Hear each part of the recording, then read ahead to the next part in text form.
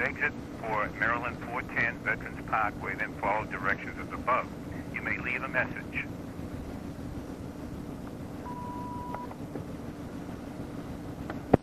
The befuddle people's minds with statistics. Therefore, you say those people are not to be trusted, and I won't believe statistics ever again, is to cripple yourself, to blind yourself. It's possible to befuddle people's statistics. It's also possible to use statistics to make things clear to yourself and other people. And this is not a class in statistics, but I'm still trying to make a basic point that to be a scientist, we have to understand and accept probability. We have to understand and accept the concept of empirical research. We have to accept and understand the process of conceptualizing theories and developing hypotheses and testing the problem. Otherwise, all we're doing is we're just doing a bunch of armchair philosophizing. And while at an introductory level, such as a course like this, we don't get into any of these courses. We don't get into any of these particular studies and look at them in detail. There's no reason why we couldn't, I suppose, except in time factor. But any of you are welcome to choose any topic you want to, such as CPAS or not, and go out and actually systematically search the literature, find it all, replicate any of the studies that worked out for you, try and find those studies that are solid studies, compare them with studies or not, and actually try to answer yourself, what is the question, what is true life? If in fact you're not only risking your own life by buckling up, or by not buckling up, and the life of your family, but you're also recommending a life to other people, then I think it behooves you actually to examine the original research and find out, was it skewed, was it faulty, was there a bad selection or not? But just to reject statistical correlation, and at the same time I know, and you know, that you say statistics, that a statistical correlation does not demonstrate causation. In science, it doesn't demonstrate one variable causing the other. It only provides a basis of inference within a probability study. Now you've got to provide the interlocking mechanism yourself. And you've got to make the theoretical conceptual mechanism within the realm of physical law. The correlation is a very important part of the evidence in most cases, but it's not the only answer. Because statistics are absolutely blind. You could line up the correlation of all the people in here with their parents' height and your height, and once you found a high correlation, short people in class have short parents, tall people in class have tall parents. Beyond the statistical probability, yeah, I'm sure. That still wouldn't prove that the parents' height caused the children's height. You have to make that inference. Most of us would buy, however, if we found that correlation, we would buy the fact that the parents caused the children's height rather than the children's height causing the parents, because of laws of logic. Right? And so we have to apply statistics sensibly and judicially. But it is possible to do it for a case like that. Okay, and it really tears me up. You can see it's easy to sidetrack these discussions. And yet, what is terribly scary about it is, since I distrust the establishment and the research that's been done, I would be terribly surprised at what, in point of fact, Cookie's observations, when examined carefully and detachedly, might have an element of truth in it. See, and that's the part that really scares me, is the fact that I'm not really certain whether those establishment researchers working for Safety Council had an actual mind or not. I'm not sure whether they were working. The only thing I've got going for me is the fact that probably they had researchers checking their work from each of the motor companies and ready to jump down their throats if they made an error. And so probably it was the fact that they were watching and they were being worked out and argued for a point is the best guarantee that they kept their data pretty honest and tried not to curse. They tried not to make some of the major statistical groups. And since the odds are so large, I mean, it's not a marginal thing in the National Published Crime Rate. Wearing a seatbelt is not marginal improved chances, but rather substantial improved chances, very substantial improvement. That would indicate the likelihood is very large. And I tend to believe it until I saw some really hard studies done everywhere. Not claims that the all manufacturers not for that, which I would question mention the Safety Council. But you really go to the heart of the thing. You say you can't prove anything that nobody really trusts it, what you're saying. All scientists are either fools or incompetent or they're on the take from something. And can't buy that. I've got to believe that somebody's honest, Mr. Ward. Science probably more as well as doctors, at least.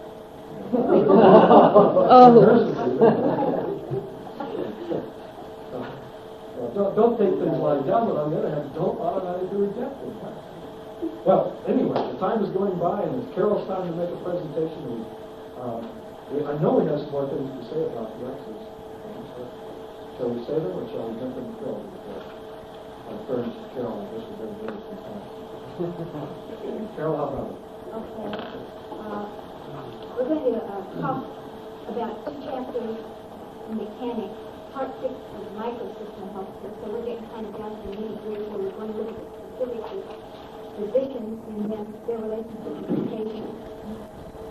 The social profile of physicians, a little bit about the norms for them. They are urban, white, male, upper middle class, and probably will be for some time to come. More aggressive, wealthy, assertive people tend to gravitate towards medical education. Socialization of medical school, physicians' attitude, their values, and professional perspective are shaped by the medical school socialization process. The way they will deal with their patients comes from the attitude that they develop from their peers and their instructors while they're in school. In terms of specialties, physicians gravitate toward a specialty because it gives them a feeling of mastery, security, and self-confidence. Medicine is so vast and expanding so rapidly, no one can possibly know it all. Being zeroing on one body of knowledge, so we have a better chance to save one up in the system and feel secure. Medical practice in itself poses 3 major dimensions. The first one, specialization. Why do physicians specialize? Well, we just talked about the one thing, the mastery and security over a body of knowledge. Specialization in medicine tends to be a number of things. Besides itself, it's field that tends to fragment patient care. We have more specialists, but we really have less people tending to the overall care of any one patient. There's no one really to put it all together. Who does the patient go to if they have a problem? We have a doctor dealing with all their different body systems. But when they have a family problem or something that's bothering them, how do they know who to go to? Coordination of patient care, a very tough issue. The evolution of family practice. What's interesting about family practice as a specialty, it came about in about 1969. There are approximately 22 specialty boards. But what this is doing by saying family practice is a specialty is they're acknowledging the fact that general practitioner, primary care, is a specialty in itself. For a lot of us, we feel very, very positive. This is getting back to the idea that the patient needs somebody to coordinate their care and somebody to go to when they have a problem. But the roads by any other name are the same as the roads. The roads and roads are roads. And you just call them general practitioner, family specialist. General practitioner? No, I guess not.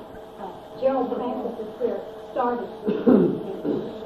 In general, what we had before the specialty took over, in general practice.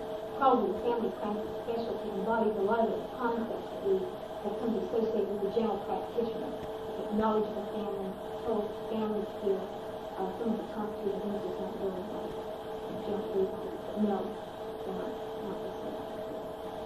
Okay, in terms of specialization, we also have to think about how this threatens the existing specialist system. How do specialists use family practice within medicine? We see quite frequently when we see at the Navy Hospital because we have a very large family practice teaching organization. Now, I work over in the internal medicine clinic with specialists, internal medicine specialists, and I get to hear their comments about family practice. So They look up to you? No. In general, the specialists are on the time station. They see medicine because of their team. Family practice is a lot less rigidly structured. They will have half hours, and most of the staff belongs to family practice. That's an aside. You generally have half hour to hour appointments. So they look down upon because they spend more time in the Right, and just day before yesterday, you know, I don't see a family practice. Look at this. They only I've always see 3 or suspected 4 patients, and we see 10 a day. So what you're really saying is that the higher the prestige is, the less time you spend in front. The lower the prestige, the more time you spend in patient. It's not the priority. That's not the physician's priority. They don't The same thing feel- obtains in the world of education. The more time you spend with the student, the lower your place in picking or the professor. The less time you spend with students, the higher your That's so the more true. resources you can have, the more research you can do. Another element of this also is that, and this is just not based on any great data, but just This is the same thing as Carol, watch it. Watch it. We were on statistics together, we both have problems. Group organization in medical practice, independent physicians versus group practice. Today, approximately 60% of all physicians are in solo fee-for-service practice as opposed to group practice of other physicians, although the trend is increasing. 60%. Come on, well, that's old legal. That's 5 years old. From our textbook. 5-year-old data from Kansas State. Okay. I hope it's more like 50% than 5 years But old. the group practices are increasing. It distributes time better, gives physicians more time off, so it shares the responsibility. System of remuneration, you see I had trouble with my stuff at wrong times too here, but disregard that. Systems of payment. The way doctors are reimbursed for their care affects their payment. And there's quite a bit of discussion about this, and I like to read one thing here on page 388. The major disadvantage of fee-for-service payment is that it creates an incentive for unnecessary and sometimes dangerous procedures, particularly discretionary surgical interventions. This is one statement. Fee-for-service, right? Fee-for-service, salary case payments, straight salary case payments, or payment by capitation are ways that physicians can be reimbursed for their service. The work of the physician, the workday is generally a reflection of the way the doctor is paid. Doctors are paid fee-for-service generally more flexible, and they will work patients in and try to see any way that can determine the problem. Those physicians in salary or in large group practice or hired by an organization can be a lot more rigid. They see there's a great threat to people try to get into their appointment times. Social role and orientations to patients, the way the doctor views his role, the way he's oriented to patients, and this is generally a reflection of medical training and socialization. Has a great influence on patient satisfaction and dissatisfaction. Like we talked about a little bit earlier, we found out labeling patients. Page 391, this is interesting to say. Patients frequently feel uncomfortable with psychological and psychosocial problems. The intolerance for these problems leads physicians to characterize patients that they can't handle as trivial props. Okay, we hear that in Turkey. We hear, right, we hear that an awful lot. The doctor often deals with his feelings of frustration and his knowledge that he really did not give the patient sufficient time to attribute his triviality to the patient.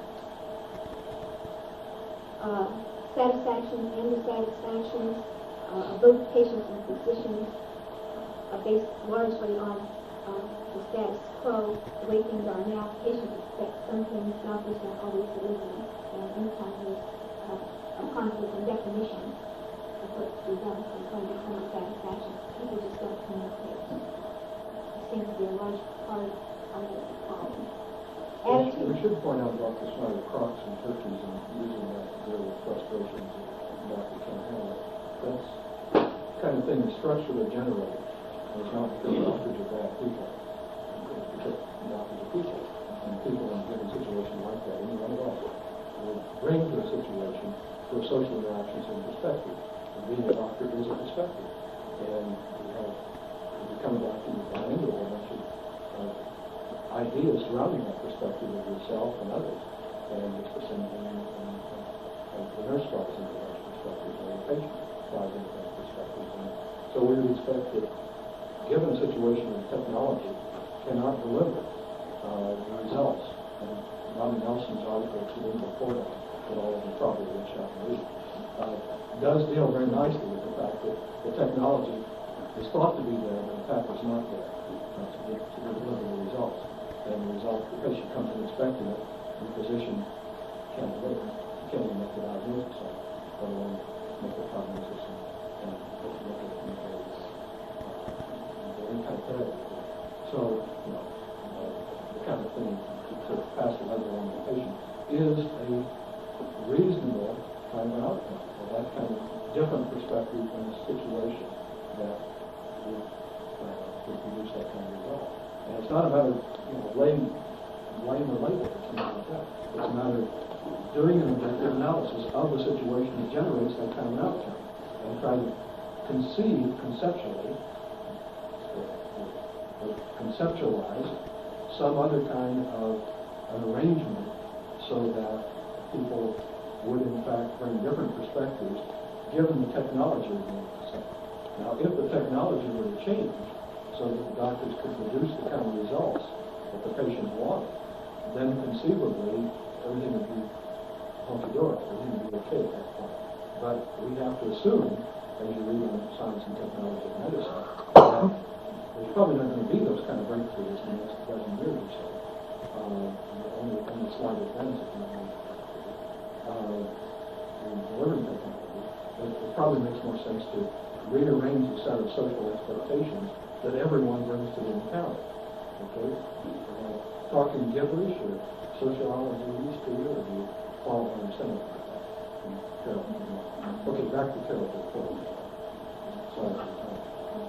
You know, you have a good point that it's just not all the attendants dealing with physicians. We're all guilty of it. And it's only by, you know, increased education that we ever come to have any kind of insight into what we do and working in the system with the norms that they are. We all fall into that trap. Even if we're aware of it, even if we're aware, we do it.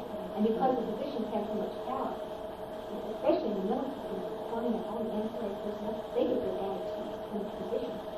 And when this is labeling is going on, everybody else gets that change, all of this.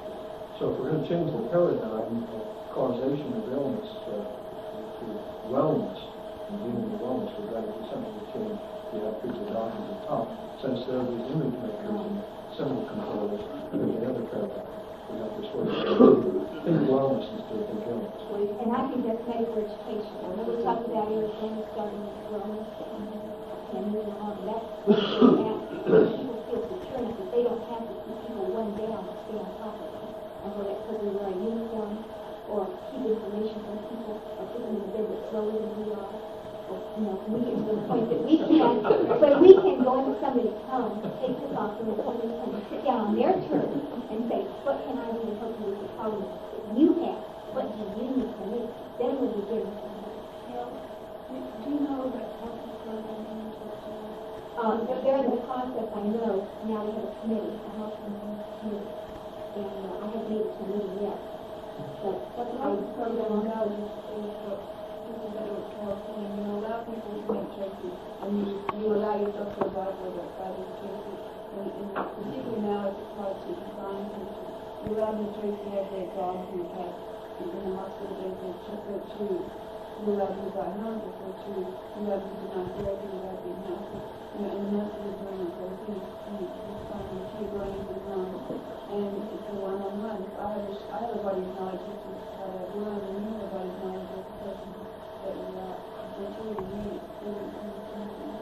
I think the key therapy and the key safety is some learning involved in but it's really a challenge is to help people have a safe on how they die in the bureaucracy of hospital. But there are no alternatives in the community. You've done the hospital. You're only in a hospital. There's no food, and it's a challenge. But we have to feel secure that we're not threatened, that we can get down to the top of people and we can get them. This was shown in the recent Broadway play, Whose Life Is It Anyway? Well done. Really well done. The author makes the point, though, one of the cultural determinants of setting up our present paradigm of disease the ones that almost like the Nazarene thing in terms of body and so forth, also rejects the idea of death. Death is a mark of failure. And when we have an expectation, rising expectation, that it's going to better and better things and we're almost going to become immortal, then to finally die, to finally give in. A person might have lived to be 96 years old, might have achieved all the goals of the life, yet he finally succumbed to death. Or death fell, something like that. The idea is not culturally ingrained of achieving death, achieving some kind of death is a normal part of birth, going through the life cycle and dying. It's the kind of thing that somehow has to be integrated in that total spirit. Doesn't mean you should run out and commit suicide. That's scary. But to think of death as part of a normalcy, as something that is something that you live, is such a it could be a different paradigm. That's all. It's just something that would involve a major shift in our set of values and expectations about wellness and illness as a population. But of course, the doctors themselves have, through the way in which the AMA has developed this, through the type of medical program and specialization, more and more heroic intervention have led us to expect that heroic intervention will save us from even the most terrible things. And so, don't have a bunch of unrealistic ideas about our individual abilities to cope and last. That's the reason that this whole traditional ideas of death as being a normal thing to arrive at the end of your life have just gone out the window in the last 50 years. And of course, to segregate people time of death from their family and put them over here in hospital, treat them the way the Nazarene treatment is really cruel. I suppose this kind of, I'd like to find out more about I have a little anecdote to go around. I want to belabor the point that in our hospital, resort procedures called Mayday. And they were frequently occur, I think after children, and one just really terrible night afterwards, and sun coming out, we had a Mayday on a child who was not sick. It's just fortunate. We were very hard to say when we do, and our community thinking that just tears running down my face, and the physician said to me, "Don't worry, you did the best you could." And what he was saying was that we failed.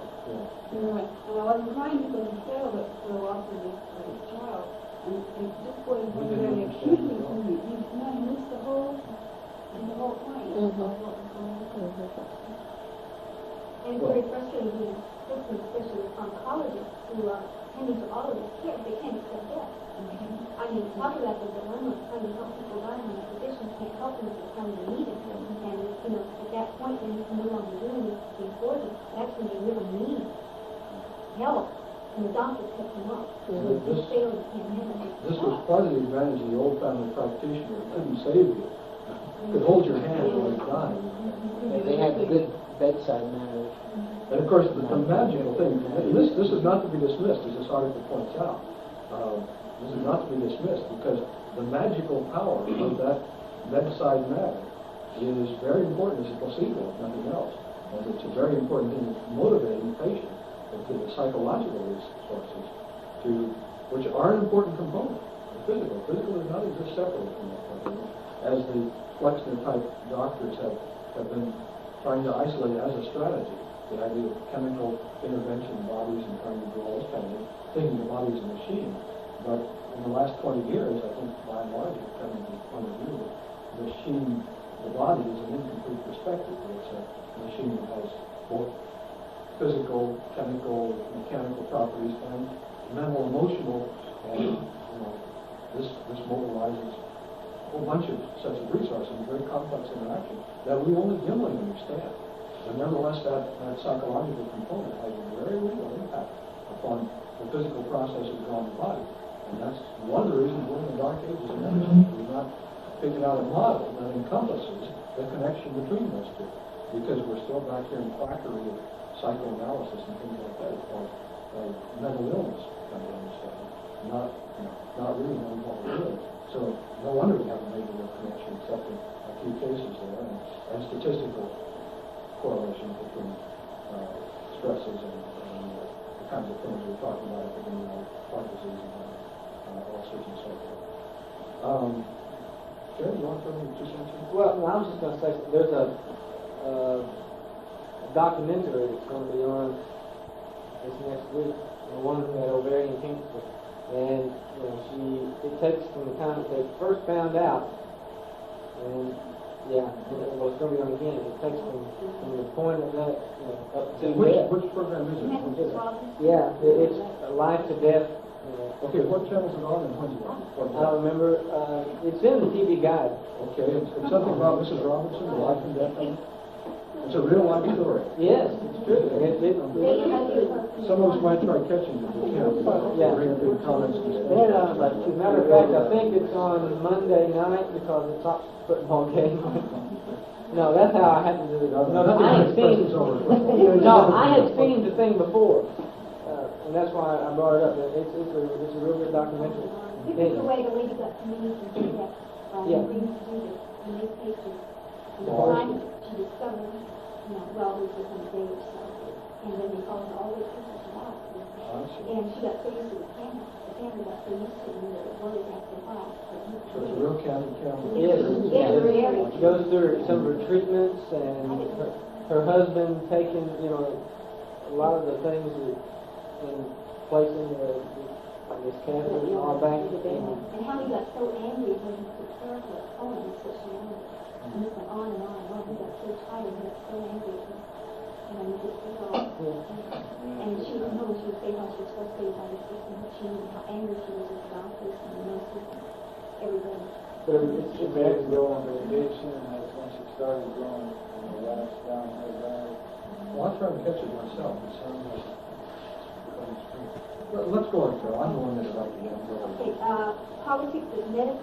As we well know, social organizations maintain its status, its power, and of course we get to AMA. For the most part, AMA representatives are conservative, and they're politically motivated to maintain status quo. And just about anything they get into or support, for the most part, is based on an idea of how much power they are able to control. I'm talking about additional practitioners who are exempt practitioners, physicians assistants. They'll go along with it, for example, to the point that physicians say that these people can do it. So most of what they do is to maintain their status. And this is the equation of the age and the middle, a lot of power. Although it's on the I think a lot of that goes along with the consumer movement. Well, not only that, there's simply the bureaucratic movement as well. When Joe gives his report on Alfred's book, that will be clearly explored. The forces that work, the structural forces that work in the development of medicine, whether or not we want them, are in fact counterbalance of the direction that we have moved along. Of course, traditional way. So there is something over there. Professional standards, in terms of defining what standards are basic and necessary for medical professionals. Book talks about continuing education and skill standards for new organizations, and CSRA at its way of best meeting some of the problems of basic criteria for care. I feel that they should mention medical education in the two. I didn't see that in here, and I think that's really, really important in terms of making changes in the system as it is now. Not only continuing education for all physicians, mandatory, and pure standard review for changes in the medical education program. And recertification. Recertification based on That's one of the things that's really critical about it. It sets off the family specialty from all other supply. Like it's the only specialty that requires, it's just a type of requires someone else to do it for you or something. Or at least it's a stepping a foot in the door. You know, that's the kind of direction all those specialists have been moving 50 years ago. Okay, we're certified in the 4 years, come back, go to school and pass away again. There's no way out. That's got to come across before we, or something that's alternative to that, before we can start uniform, continuing competency and cooperating. The cost of that would be large. If the doctors and other facilities won't be passed along to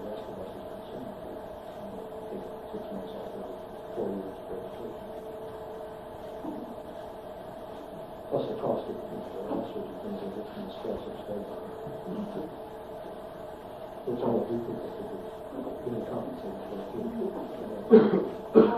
They mentioned, in the book Mechanics, mentioned free from observation about PSRAs and other peer evaluation and observation. The problem is going to be the limited observability of physicians in general.